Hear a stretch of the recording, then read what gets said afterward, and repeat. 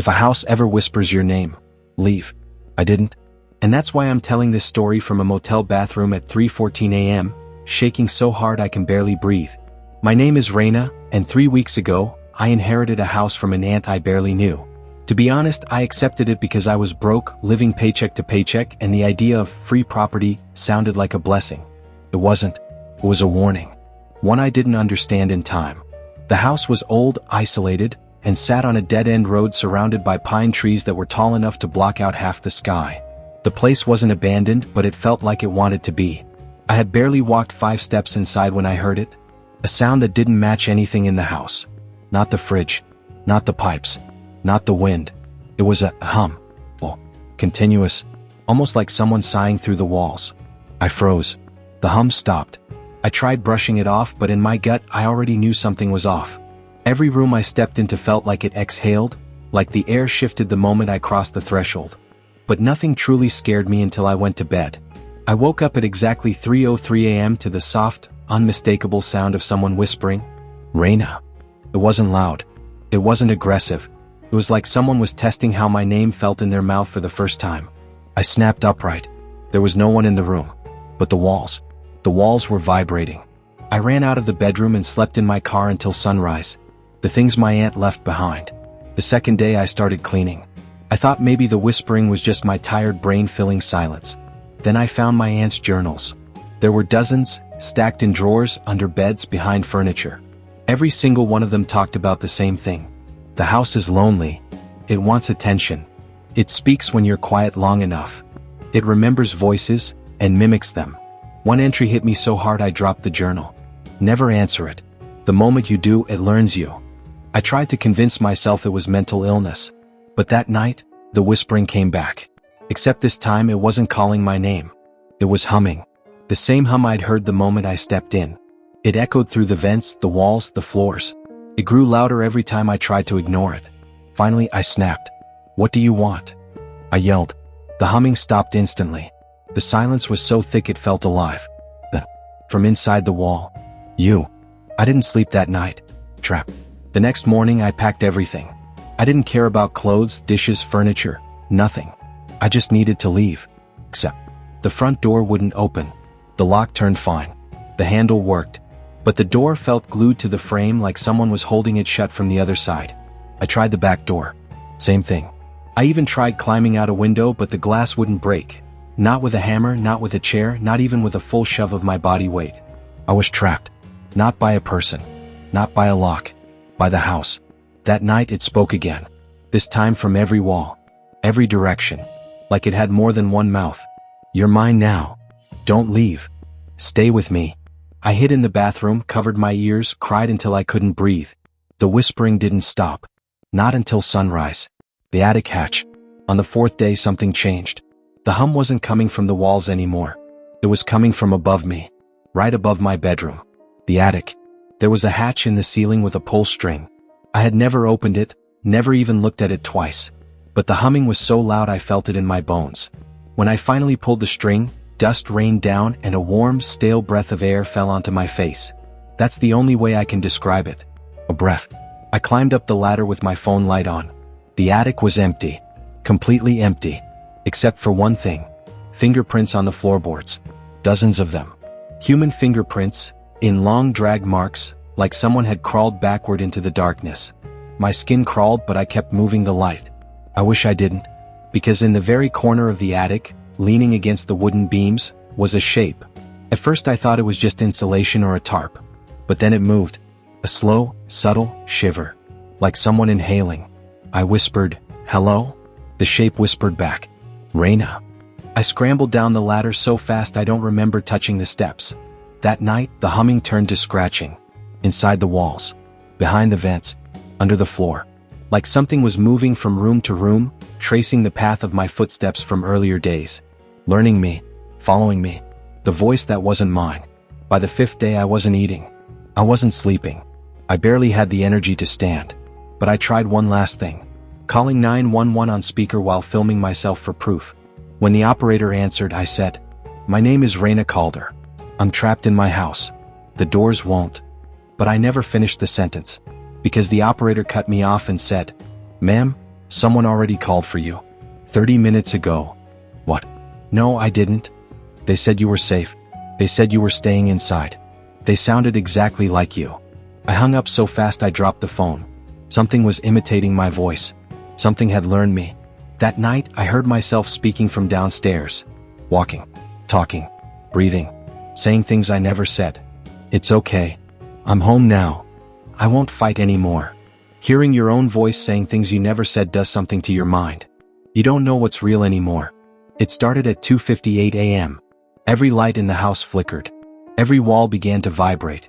Something was moving through the vents, fast, heavy, crawling like a body dragging itself with its elbows. I backed into a corner. The whisper came from directly behind me. Let me in. I wanted to scream, but shock pinned me in place.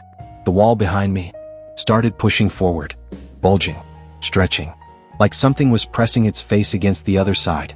I ran. I don't remember how I reached the kitchen. I don't remember grabbing the lighter. But I'll never forget what happened when I set the curtain on fire. The house screamed. Not metaphorically. Not like wood cracking. A full, guttural scream that shook every nail and board. I took my chance. I rushed the front door. And this time, it opened. I ran barefoot into the woods and didn't stop until the house was just a glowing shape behind the trees. Where I am now. I've been hiding in a roadside motel ever since. But tonight something scratched the motel door at exactly 3:03 a.m. When I didn't answer, I heard my own voice whisper through the crack under the door. Raina, let me in. I pushed a chair under the handle. I'm shaking. If this post ends suddenly, you'll know why.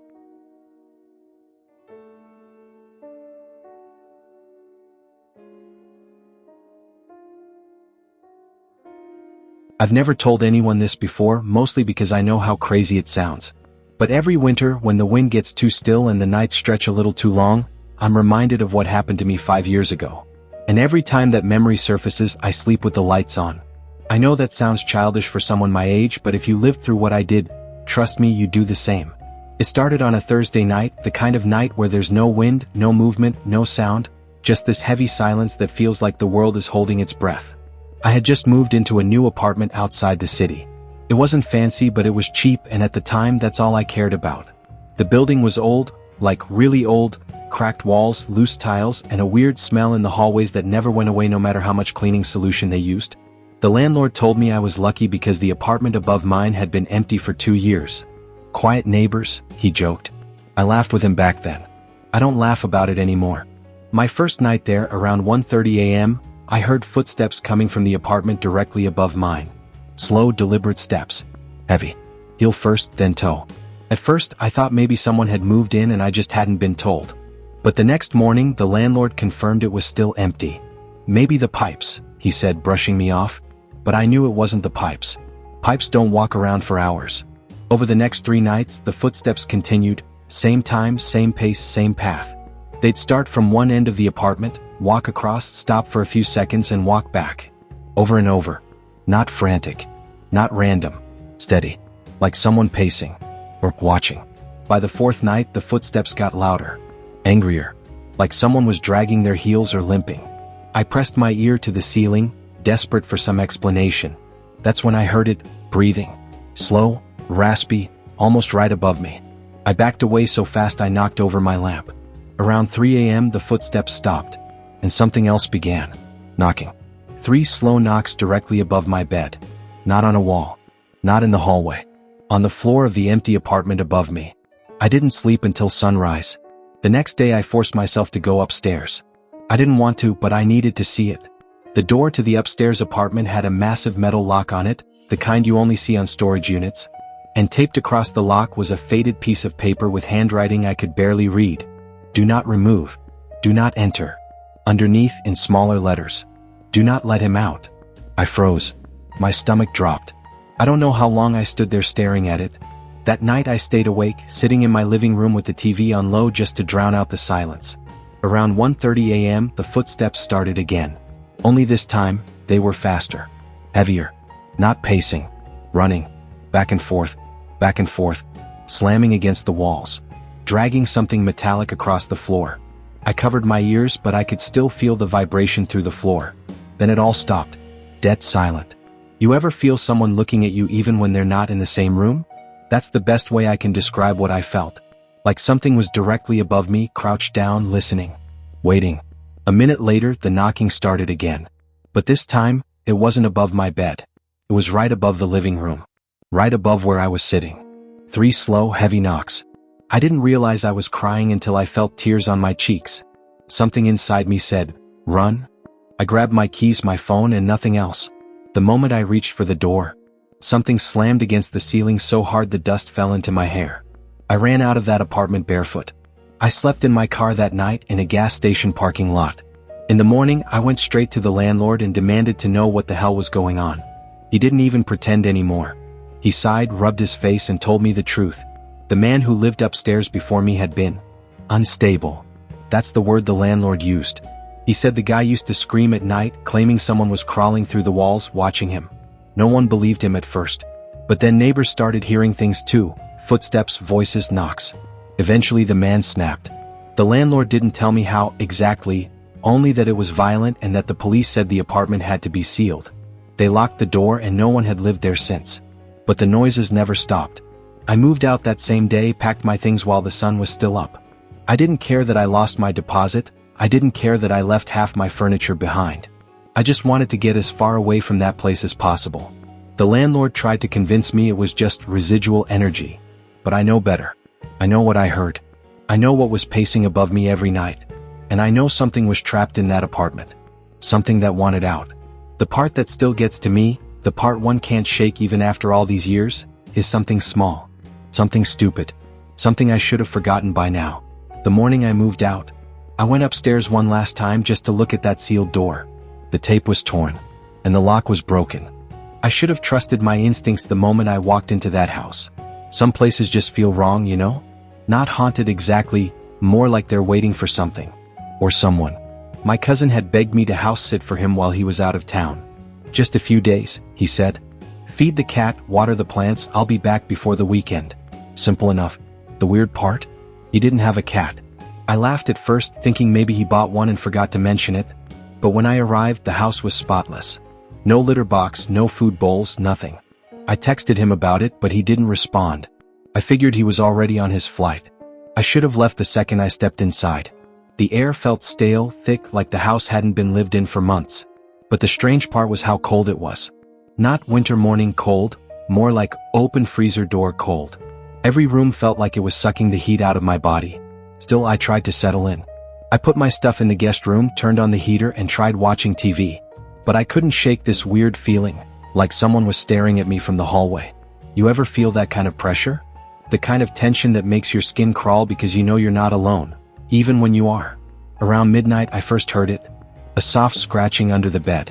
Now, I know what you're thinking, maybe it was a mouse. That's what I told myself too. But the scratching wasn't random or quick. It was slow, steady, like someone dragging their fingernails across the floorboards. And then, a faint whisper. Just one word. "Hey." I jumped up so fast I tripped over my own bag. I turned on every light I could. Got on my knees. Looked under the bed. Nothing. But the floor under the bed was damaged. Long marks carved deep into the wood. Like something, or someone, had been clawing from below. I slept on the couch that night. The next morning, I decided to check the basement. My cousin never mentioned anything weird, but I had to know if there were animals or burglars or, honestly, I didn't know what I expected. The basement door was locked. Not from my side. From the inside. I heard something move behind the door when I touched the knob. Not footsteps. Breathing. Slow. Heavy. Right on the other side. I called my cousin again, no answer. I called him 5 more times. Nothing. That night the scratching came back. Not from under the bed this time. From the walls. Fingernails dragging upward. Slow at first, then faster until it sounded like they were tearing through the drywall. I pressed my ear to the wall, praying it was pipes or something mechanical. It wasn't. 'Cause I heard it again. That whisper. "Let me out." I backed away from the wall, shaking so hard I almost dropped my phone. I didn't know what to do.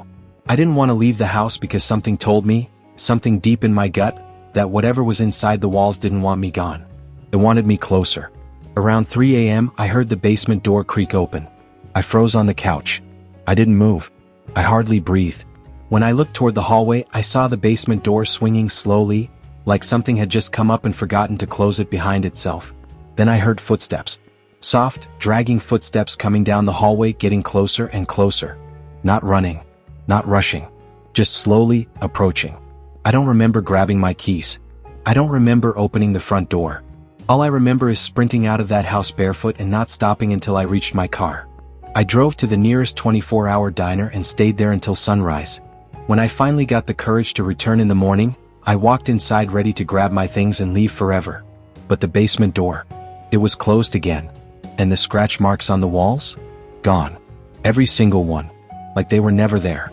My cousin finally texted me back an hour later. His message was short. Whatever happens, don't go near the basement. Ignore anything you hear. Do not open the door. That was it. No explanation. Nothing. I didn't respond. I didn't ask questions. I just packed my stuff and left. He sold the house a month later.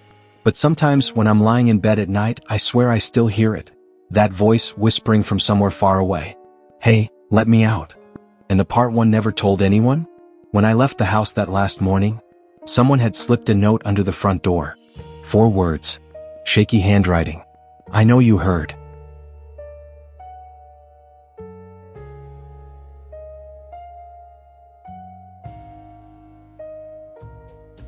I don't care if you believe this or not.